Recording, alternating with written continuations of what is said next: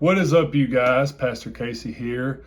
I just felt compelled in my spirit, and this is probably not going to be edited heavily. It's just a quick video. I'm going to try to make it quick.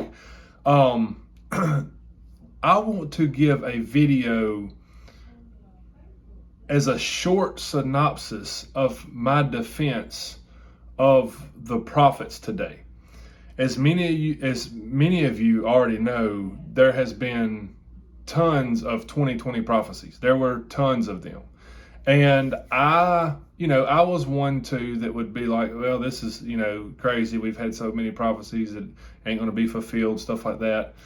And there were a lot that was not fulfilled, okay, for 2020 and for 2021, especially the election, stuff like that. And a lot of them were considered prophecies. But we have a growing trend or issue of people just continuously bashing and writing article after article after article. And I wanted to do a video kind of in defense of the office of prophet. I am a Pentecostal. I believe in spiritual gifts. However, when it comes to spiritual gifts, there's probably nobody that is more cautious than me. I was raised Baptist. I was raised Reformed, Calvinistic Baptist, and I am very cautious when it comes to spiritual gifts. I believe that a lot of times they are more rare than what you see in some of the churches. But then again, there comes a point in time when we have to slow down and to defend what we believe. And I believe in the spiritual gifts today, and that includes the office of prophet. And so, and I do want to give a disclaimer, and I do not by any means support a prophecy that pushes for prosperity. In other words, the prophecy that says, if you give this, God's going to give this, and God's going to do that in your life, and God's going to do this in your life. That stuff is kind of dangerous, and I don't play around with that stuff. However, I do want to hit on a defense for the office of prophet, and here are some of the, I think it's 4 or 5 reasons. I don't know. I could probably give more. And I also want to say that I don't have time in this video to go into all the calling out the prophet scriptures and, testing the prophet scriptures and stuff like that, because we are to test the prophets. And when prophecy is dead wrong and somebody claims to be prophecy, if they're doing it in a way that is huge error, that there's a time and a place to call that out.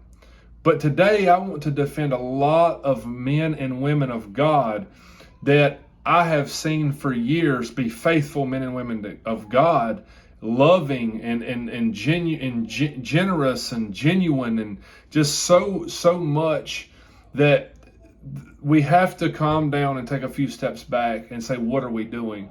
And when we are to call out prophets, we're not supposed to do so with a Facebook post, or a post on Instagram, or a jab on Twitter. This is public stuff, and the world's watching. So we have to be very, very, very careful of how we do that. And I, for one, have had to, evaluate the way that I say and do things too, especially publicly, for those that are not part of our walk. So reason number 1 that I would defend the prophets today, or some of them, remember this doesn't go for them all.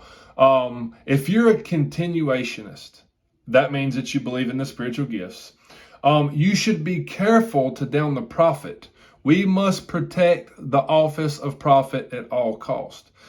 When we go out publicly, like I just said, and we start bashing all these prophets, we hurt the entire office of prophet. You have to be very, very careful of throwing everybody in the cesspool of wrongdoing.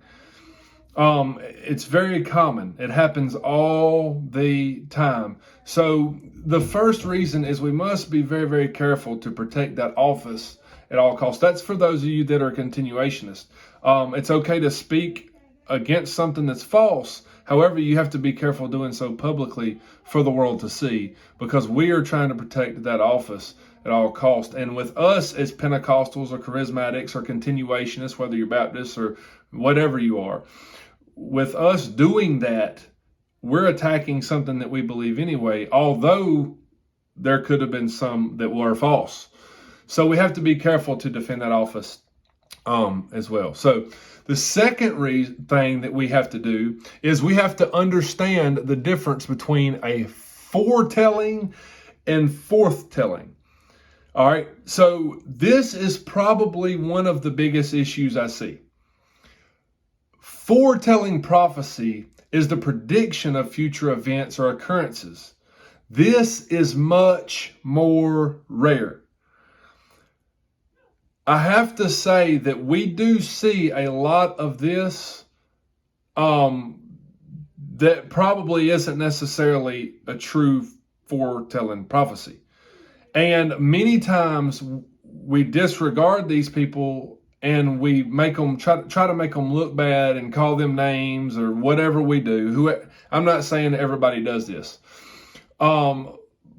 But what's happening is we're lumping that, which is a much more rare type of prophecy.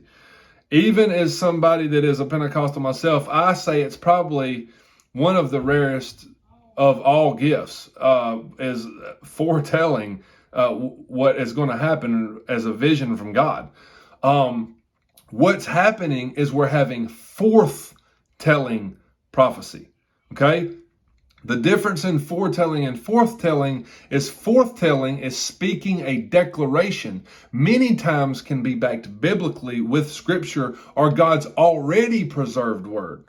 It can be a word of encouragement, as mentioned in 1 Corinthians 14:3. It says, "But the one who prophesies speaks to people for their strengthening, their encouraging, and their comfort." This, if you listen to it, is not a prophecy of foretelling of events.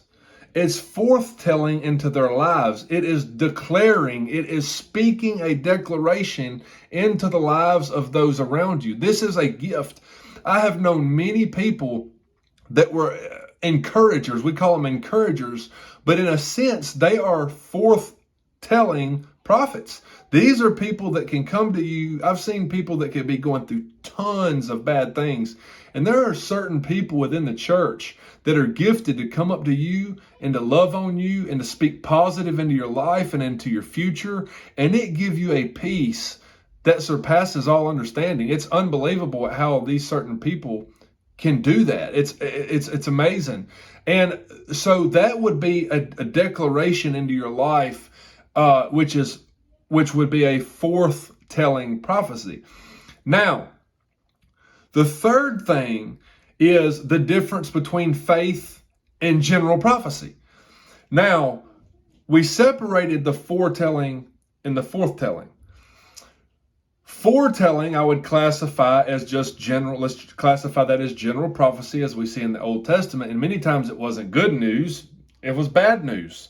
And a lot of times today we hear prophecy that's good news. It's encouraging and it's all good.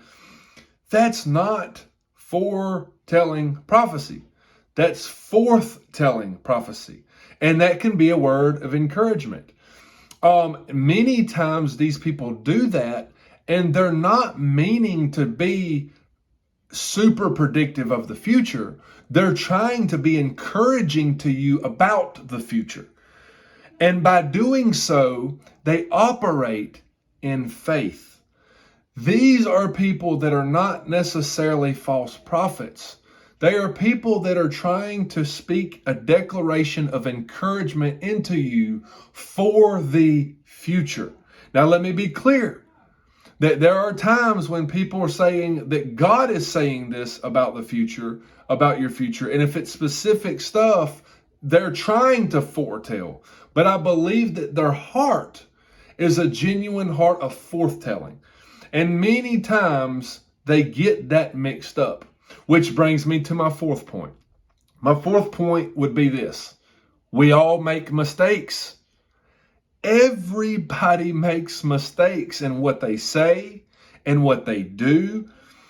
We're not fully, entirely sanctified and perfect until we're glorified. So even those that consider themselves prophets will make mistakes. The teacher will make mistakes. The preacher will make mistakes. Everybody will make mistakes. There are scholars that make mistakes, that teach in Bible colleges and that have all these academic awards and so on and so forth. That's why you have so many different scholars that disagree. Somebody's making a mistake somewhere. So everybody makes a mistake. Everybody. Which brings me to my fifth and final point. Love overcomes all. In these people's mistakes, unless they are blatantly a false prophet, unless they're just blatant about it, it's horrible. They're telling people that God's going to do this if you give me this money, and they're tying in prophecy with feelings, and not only with feelings, with money and stuff like that. Then that's different. But we have to be careful that those that are doing the forthtelling prophecy of encouragement, even if it is saying, I believe that 2021 is going to be the greatest year you've ever had. What's wrong with me saying that? I may be wrong. It could be to you the worst year you've ever had. But if I encourage you right now, I'm forthtelling, I'm declaring that it's going to be a good future for you. It's going to be a great 2021 for you. I may be wrong, but I'm doing so in love. And these people that are doing this in love, we have to be careful to stop running them over with the bus. Christians, we need to unite. We need to be loving. We need to be caring for one another. Love overcomes all. I'm not going to edit that. I'm not going to take any of this stuff out and edit it. But I just want to encourage you guys to love one another, to be together. Calm down with the articles that are destroying the office of prophet, and let's unite together in places where we have common ground instead of always areas where we disagree. I love you guys. If you haven't already, like, subscribe, share, hit the notifications button. I hope you all have a wonderful, wonderful, blessed day.